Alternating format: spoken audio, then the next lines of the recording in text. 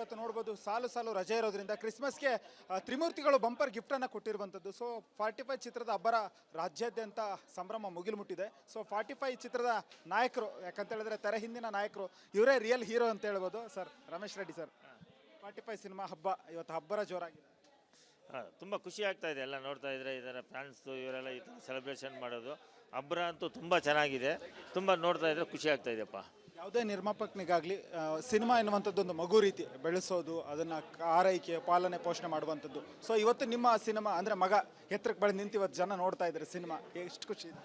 ತುಂಬ ಖುಷಿ ಆಗ್ತಾ ಇದೆ. ನಾವು 3 ವರ್ಷದ ಕನಸು ಇವತ್ತು ಅಂತ ನೆನೆಸಾಯ್ತು ಅನ್ಸುತ್ತೆ. ಯಾಕಂದರೆ ನಿನ್ನೆಯಿಂದ ನಾವು ಪ್ರೀಮಿಯರ್ ಶೋ ಬಿಟ್ಟಿದ್ದು, ಆ ಸೆಲೆಬ್ರೇಷನ್ ಅವ್ರು ಹೇಳಿರೋದು ಇವತ್ತು ಇದೆಲ್ಲ ನೋಡ್ತಾ ಇದ್ದಾರೆ. ನಮಗೆ ಈ ಮೈಸೂರಿಂದ ಫೋನುಗಳು, ಶಿವಮೊಗ್ಗದಿಂದ ಫೋನುಗಳು ಅಂತ ಎಂಥ ಕಂಟೆಂಟ್ ಕೊಟ್ಟಿದ್ದೀರಾ, ಒಂದು ಸಮಾಜಕ್ಕೆ ಒಳ್ಳೆ ಸಂದೇಶ ಕೊಡ್ತಾ ಇದ್ದೀರಾ ಅನ್ನೋದು ಅವ್ರಿಗೆ ಹೇಳ್ತಾ ಇದ್ರೆ ತುಂಬ ಖುಷಿ ಆಗ್ತಾ ಇದೆ.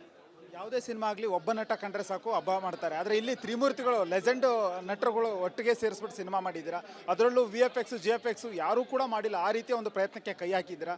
ಇವುಗಳನ್ನೆಲ್ಲ ಸವಾಲುಗಳನ್ನು ಯಾವ ರೀತಿ ಎದುರಿಸಿದ್ರಿ? ಯಾಕಂದರೆ ನಾವು ಯಾವಾಗಲೂ ಕೇಳಿದಾಗ VFX ಯಾಕೆ ಲೇಟು ಅಂತ ನಾವು ಅನ್ಕೋತಾ ಇದ್ದೀವಿ. ಆದರೆ ಈ ಸಿನಿಮಾ ನೋಡಿದಾಗ ಗೊತ್ತಾಗ್ತಿದೆ ಅದು ರಿಯಾಲಿಟಿ, ಅದ್ರ ಶ್ರಮ ಎಷ್ಟಿತ್ತು. ಅಲ್ಲ, VFX ಈ ಸಬ್ಜೆಕ್ಟ್ VFX ಬೇಕಾಗಿತ್ತು. ಇದೊಂದು ಗರುಡ ಪುರಾಣ ಅಂತ ಒಂದು ತೊಗೊಂಡಿದ್ವಿ ಇದು ಅಂತ, ಅದಕ್ಕೆ ಸ್ವಲ್ಪ CG ವರ್ಕ್ ಜಾಸ್ತಿ ಬೇಕಾಗಿತ್ತು, ಅದಕ್ಕೆ ಇಷ್ಟು ಡಿಲೇ ಆಗಿದ್ದು. ತುಂಬ ಪ್ರಯತ್ನ ಪಟ್ಟಿದ್ದೀವಿ. ಸಣ್ಣ ಪುಟ್ಟ ಮಿಸ್ಟೇಕ್ ಇರ್ಬೋದೇನೋ, ನಮಗೇನು ಗೊತ್ತಿಲ್ಲ. ಬಟ್ ಪ್ರಯತ್ನ ಅಂತೂ ಮಾಡಿದ್ದೀವಿ, ಜನ ಒಪ್ಕೊಂಡಿದ್ದಾರೆ, ಆ ಖುಷಿ ಇದೆ. ಆಡುಮುಟ್ಟದ ಸೊಪ್ಪಿಲ್ಲ, ಶಿವಣ್ಣ ಮಾಡಿದ ಪಾತ್ರಗಳಿಲ್ಲ ಅಂತ ಹೇಳ್ತಾ ಇದ್ರು. ಆದರೆ ಈ ಸಿನಿಮಾದಲ್ಲಿ ನೋಡ್ತಾ ಇದ್ರೆ ತಕ ಕುಣಿಸ್ಬಿಟ್ಟಿದ್ರೆ ಒಂದೊಂದು ಗೆಟಪ್ಪಲ್ಲಿ ಅವರನ್ನು. ಈ ಥರದ ಆಲೋಚನೆಗಳು ಹೇಗೆ ಸಾಧ್ಯ? ಅದು ನೀವು ಅರ್ಜುನ್ ಜನ್ಯಗೆ ಕೇಳಬೇಕಪ್ಪ. ಈ ಆಲೋಚನೆಗಳೆಲ್ಲ ಅವ್ರದ್ದು, ನಾವು ನೋಡ್ತಾ ಇದ್ವಿ, ಮಾಡಿಸಿದ್ದು ಅವರು. ನೀವು ಅರ್ಜುನ್ ಜನ್ಯ ಕೇಳಬೇಕು ಈ ಥರ ಐಡಿಯಾಗಳು ಹೆಂಗೆ ಬಂತು ಅಂತ. ನೀವು ಕೇವಲ ಸಿನಿಮಾ ಮಾತ್ರ ಮಾಡಿಲ್ಲ, ಸಿನಿಮಾದ ಜೊತೆಗೆ ಒಂದೊಳ್ಳೆ ಸಂದೇಶವನ್ನು ಕೊಟ್ಟಿದ್ರೆ. ಹೆಲ್ಮೆಟ್ ಎಷ್ಟು ಇಂಪಾರ್ಟೆಂಟು, ಒಂದು ಪ್ರಾಣಿಯ ಜೀವ ಎಷ್ಟು ಇಂಪಾರ್ಟೆಂಟು, ಅದ್ರ ಜೊತೆಗೆ ತಾಯಿಯ ಆರೈಕೆ, ತಾಯಿಗೆ ಎಷ್ಟು ಬೆಲೆ ಕೊಡಬೇಕು, ಟೈಮ್ ಕೊಡಬೇಕು ಎನ್ನುವಂಥ ಒಂದು ಒಳ್ಳೆ ಸಂದೇಶವನ್ನು ಕೊಟ್ಟಿದ್ದಾರೆ. ಹೌದು, ಇವಾಗಿರೋ ಬಿಸಿ ಶೆಡ್ಯೂಲ್ಗಳಲ್ಲಿ ಜನ ಎಲ್ಲ ಮರ್ತೋಗ್ಬಿಡ್ತಾ ಇದ್ದಾರೆ.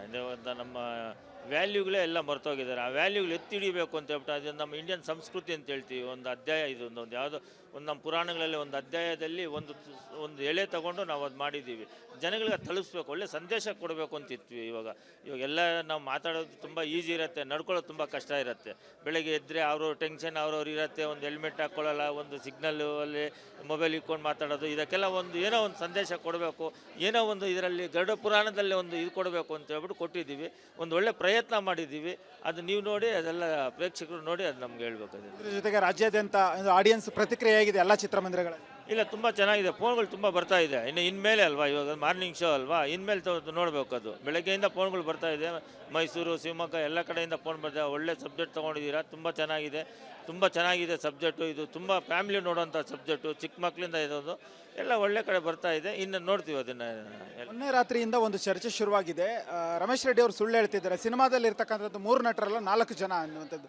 4ನೇವ್ರು ಯಾರು ಅಂದಾಗ ರಮೇಶ್ ರೆಡ್ಡಿ ಅವರೇ ಬಂದು ಹೋಗ್ತಾರಲ್ಲ ಸಿನಿಮಾದಲ್ಲಿ. ಇಲ್ಲಪ್ಪ, ಅದು ಆ ಥರ ನಾವಿಲ್ಲ. ನಿಮ್ಮ ಎಂಟ್ರಿ ನಿಜಕ್ಕೂ ಚೆನ್ನಾಗಿದೆ. ಇಲ್ಲ, ನಾವು ಅಲ್ಲಿ ಕೂತಿದ್ವಿ. ಅರ್ಜುನ್ ಜನ್ಯ ಸರ್ ಹಣ ಇದೊಂದು ಶಿವಣ್ಣಗೊಂದು ವಿಭೂತಿ ಇಕ್ಬೇಕು, ಅದೊಂದು ಒಂಚೂರು ಮಾಡೋಣ ಅಂತ ಹೇಳಿದ್ರು. ಅದಕ್ಕೆ ಒಂದು ಪಂಚೆ ಕಟ್ಬಿಟ್ಟು ಈ ಕಡೆ ಬಾಣ ಅಂತ ಹೇಳಿದ್ರು. ಅದಕ್ಕೆ ನನಗೂ ಖುಷಿ ಅಲ್ವಾ, ಶಿವಣ್ಣನ ನನ್ನ ಫ್ಯಾನ್ಸು. ಒಳ್ಳೆ ಭಾಗ್ಯಪ್ಪ ಇದು, ಶಿವಣ್ಣಗೊಂದು ಒಳ್ಳೆ ವಿಭೂತಿ ಹಚ್ಚೋ ಚಾನ್ಸ್ ಸಿಕ್ಕಿದೆ ಅಂತ ಹೇಳ್ಬಿಟ್ಟು ಅದೊಂದು ಮಾಡಿದ್ವಿ ಅಷ್ಟೇ. ಕೊನೆಯದಾಗಿ ಈಗ ರಿಪಬ್ಲಿಕ್ ಕನ್ನಡದ ಮೂಲಕ ಆಡಿಯನ್ಸ್ಗೆ ಏನು ಹೇಳ್ತೀರಾ? ಸಿನಿಮಾ ರಿಲೀಸ್ ಆಗಿದೆ, ಸೊ ನಿಮ್ಮ ಶ್ರಮ ಎಲ್ಲ ಮುಗ್ದಿದೆ. ಈಗ ಆಡಿಯನ್ಸ್ ಏನಿದ್ರು ಏನು ಹೇಳ್ತಾರೆ? ಇಲ್ಲ, ನಾನು ಆಡಿಯನ್ಸ್ಗೆ ಒಂದು ಹೇಳೋದು, ಒಳ್ಳೆಯದೇ ಸಂದೇಶ ಇದೆ. ನೀವೆಲ್ಲರೂ ಫ್ಯಾಮಿಲಿ ಸಮೇತ ಬಂದು ಕೂತ್ಕೊಂಡು ನೋಡಿ. ಯಾಕಂದರೆ ಇವಾಗ ನಡೆಯುವಂಥ ಸಿಚುವೇಶನ್ ನಾವು ಗರುಡ ಪುರಾಣದಲ್ಲಿ ಒಂದು ಇದರಲ್ಲಿ ತೋರಿಸಿದ್ದೀವಿ. ಈ ನಾವು ಬದುಕಿರ್ಬೇಕಾದ್ರೆ ಹೆಂಗಿರಬೇಕು, ಏನೇನು ವ್ಯಾಲ್ಯೂ ಇರಬೇಕು, ಒಳ್ಳೆ ಕರ್ಮ ಕೆಟ್ಟ ಕರ್ಮ ಅಂದರೆ ನಮ್ಮ ಫಿಲಮಲ್ಲಿ ನೋಡಿದ್ರೆ ಗೊತ್ತಾಗುತ್ತೆ. ದಯವಿಟ್ಟು ಎಲ್ಲರೂ ಫ್ಯಾಮಿಲಿ ಸಮೇತ ಬಂದು ನೋಡಿ, ನಿಮ್ಗೆ ಗೊತ್ತಾಗುತ್ತೆ. Thank you. ಖಂಡಿತ ಸರ್, ಸಿನಿಮಾ ಯಶಸ್ವಿ ಆಗಲಿ, ಸಕ್ಸಸ್ ಮೆಟಲ್ ಸಿಗೋಣ. ಸೊ ಇದಾಗಿತ್ತು ಏನು 45 ಸಿನಿಮಾದ ನಿರ್ಮಾಪಕರು ರಮೇಶ್ ರೆಡ್ಡಿ ಅವರ ಮಾತು. ಕ್ಯಾಮ್ರಾ ಪರ್ಸನ್ ಮಂಜುನಾಥ್ ಜೊತೆ ಪ್ರವೀಣ್ ಕುಮಾರ್ ಸಲಗ್ನಳ್ಳಿ, ರಿಪಬ್ಲಿಕ್ ಕನ್ನಡ. ಇವತ್ತು ನೋಡ್ಬೋದು ಸಾಲು ಸಾಲು ರಜೆ ಇರೋದ್ರಿಂದ ಕ್ರಿಸ್ಮಸ್ಗೆ ತ್ರಿಮೂರ್ತಿಗಳು ಬಂಪರ್ ಗಿಫ್ಟನ್ನು ಕೊಟ್ಟಿರುವಂಥದ್ದು. ಸೊ 45 ಚಿತ್ರದ ಅಬ್ಬರ ರಾಜ್ಯಾದ್ಯಂತ ಸಂಭ್ರಮ ಮುಗಿಲು ಮುಟ್ಟಿದೆ. ಸೊ 45 ಚಿತ್ರದ ನಾಯಕರು, ಯಾಕಂತ ಹೇಳಿದ್ರೆ ತೆರೆ ಹಿಂದಿನ ನಾಯಕರು ಇವರೇ ರಿಯಲ್ ಹೀರೋ ಅಂತ ಹೇಳ್ಬೋದು. Sir Ramesh Reddy sir, 45 cinema ಹಬ್ಬ ಇವತ್ತು ಹಬ್ಬರ ಜೋರಾಗಿದೆ. ತುಂಬ ಖುಷಿ ಆಗ್ತಾ ಇದೆ ಎಲ್ಲ ನೋಡ್ತಾ ಇದ್ರೆ, ಇದರ ಫ್ಯಾನ್ಸು ಇವರೆಲ್ಲ ಈ ಥರ ಸೆಲೆಬ್ರೇಷನ್ ಮಾಡೋದು ಹಬ್ಬರ ಅಂತೂ ತುಂಬ ಚೆನ್ನಾಗಿದೆ. ತುಂಬ ನೋಡ್ತಾ ಇದ್ರೆ ಖುಷಿ ಆಗ್ತಾ ಇದೆಯಪ್ಪ. ಯಾವುದೇ ನಿರ್ಮಾಪಕನಿಗಾಗಲಿ ಸಿನಿಮಾ ಎನ್ನುವಂಥದ್ದು ಒಂದು ಮಗು ರೀತಿ ಬೆಳೆಸೋದು, ಅದನ್ನು ಆರೈಕೆ ಪಾಲನೆ ಪೋಷಣೆ ಮಾಡುವಂಥದ್ದು. ಸೊ ಇವತ್ತು ನಿಮ್ಮ ಸಿನಿಮಾ ಅಂದರೆ ಮಗ ಎತ್ತರಕ್ಕೆ ಬೆಳೆದು ನಿಂತು ಇವತ್ತು ಜನ ನೋಡ್ತಾ ಇದ್ದಾರೆ ಸಿನಿಮಾ, ಎಷ್ಟು ಖುಷಿ ಇದೆ? ತುಂಬ ಖುಷಿ ಆಗ್ತಾ ಇದೆ. ನಾವು 3 ವರ್ಷದ ಕನಸು ಇವತ್ತು ಅಂತ ನೆನೆಸಾಯ್ತು ಅನ್ಸುತ್ತೆ. ಯಾಕಂದರೆ ನಿನ್ನೆಯಿಂದ ನಾವು ಪ್ರೀಮಿಯರ್ ಶೋ ಬಿಟ್ಟಿದ್ದು, ಆ ಸೆಲೆಬ್ರೇಷನ್ ಅವ್ರು ಹೇಳಿರೋದು ಇವತ್ತು ಇದೆಲ್ಲ ನೋಡ್ತಾ ಇದ್ದಾರೆ. ನಮಗೆ ಈ ಮೈಸೂರಿಂದ ಫೋನುಗಳು, ಶಿವಮೊಗ್ಗದಿಂದ ಫೋನುಗಳು ಅಂತ ಎಂಥ ಕಂಟೆಂಟ್ ಕೊಟ್ಟಿದ್ದೀರಾ, ಒಂದು ಸಮಾಜಕ್ಕೆ ಒಳ್ಳೆ ಸಂದೇಶ ಕೊಡ್ತಾ ಇದ್ದೀರಾ ಅನ್ನೋದು ಅವ್ರಿಗೆ ಹೇಳ್ತಾ ಇದ್ರೆ ತುಂಬ ಖುಷಿ ಆಗ್ತಾ ಇದೆ. ಯಾವುದೇ ಸಿನಿಮಾ ಆಗಲಿ ಒಬ್ಬ ನಟ ಕಂಡ್ರೆ ಸಾಕು ಹಬ್ಬ ಮಾಡ್ತಾರೆ. ಆದರೆ ಇಲ್ಲಿ ತ್ರಿಮೂರ್ತಿಗಳು ಲೆಜೆಂಡ್ ನಟರುಗಳು ಒಟ್ಟಿಗೆ ಸೇರಿಸ್ಬಿಟ್ಟು ಸಿನಿಮಾ ಮಾಡಿದ್ದೀರಾ. ಅದರಲ್ಲೂ VFX GFX ಯಾರೂ ಕೂಡ ಮಾಡಿಲ್ಲ. ಆ ರೀತಿಯ ಒಂದು ಪ್ರಯತ್ನಕ್ಕೆ ಕೈ ಹಾಕಿದ್ದೀರಾ. ಇವುಗಳನ್ನೆಲ್ಲ ಸವಾಲುಗಳನ್ನು ಯಾವ ರೀತಿ ಎದುರಿಸಿದ್ರಿ? ಯಾಕಂದರೆ ನಾವು ಯಾವಾಗಲೂ ಕೇಳಿದಾಗ VFX ಯಾಕೆ ಲೇಟು ಅಂತ ನಾವು ಅನ್ಕೋತಾ ಇದ್ದೀವಿ. ಆದರೆ ಈ ಸಿನಿಮಾ ನೋಡಿದಾಗ ಗೊತ್ತಾಗ್ತಿದೆ ಅದು ರಿಯಾಲಿಟಿ, ಅದ್ರ ಶ್ರಮ ಎಷ್ಟಿತ್ತು. ಅಲ್ಲ, VFX ಈ ಸಬ್ಜೆಕ್ಟ್ VFX ಬೇಕಾಗಿತ್ತು. ಇದೊಂದು ಗರುಡ ಪುರಾಣ ಅಂತ ಒಂದು ತೊಗೊಂಡಿದ್ವಿ ಇದು ಅಂತ, ಅದಕ್ಕೆ ಸ್ವಲ್ಪ CG ವರ್ಕ್ ಜಾಸ್ತಿ ಬೇಕಾಗಿತ್ತು, ಅದಕ್ಕೆ ಇಷ್ಟು ಡಿಲೇ ಆಗಿದ್ದು. ತುಂಬ ಪ್ರಯತ್ನ ಪಟ್ಟಿದ್ದೀವಿ. ಸಣ್ಣ ಪುಟ್ಟ ಮಿಸ್ಟೇಕ್ ಇರ್ಬೋದೇನೋ, ನಮಗೇನು ಗೊತ್ತಿಲ್ಲ, ಬಟ್ ಪ್ರಯತ್ನ ಅಂತೂ ಮಾಡಿದ್ದೀವಿ. ಜನ ಒಪ್ಕೊಂಡಿದ್ದಾರೆ, ಆ ಖುಷಿ ಇದೆ.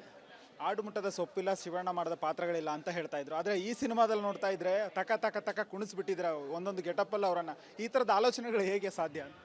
ಅದು ನೀವು ಅರ್ಜುನ್ ಜನ್ಯಗೆ ಕೇಳಬೇಕಪ್ಪ. ಈ ಆಲೋಚನೆಗಳೆಲ್ಲ ಅವ್ರದ್ದು, ನಾವು ನೋಡ್ತಾ ಇದ್ವಿ, ಮಾಡಿಸಿದ್ದು ಅವರು. ನೀವು ಅರ್ಜುನ್ ಜನ್ಯ ಕೇಳಬೇಕು ಈ ಥರ ಐಡಿಯಾಗಳು ಹೆಂಗೆ ಬಂತು ಅಂತ.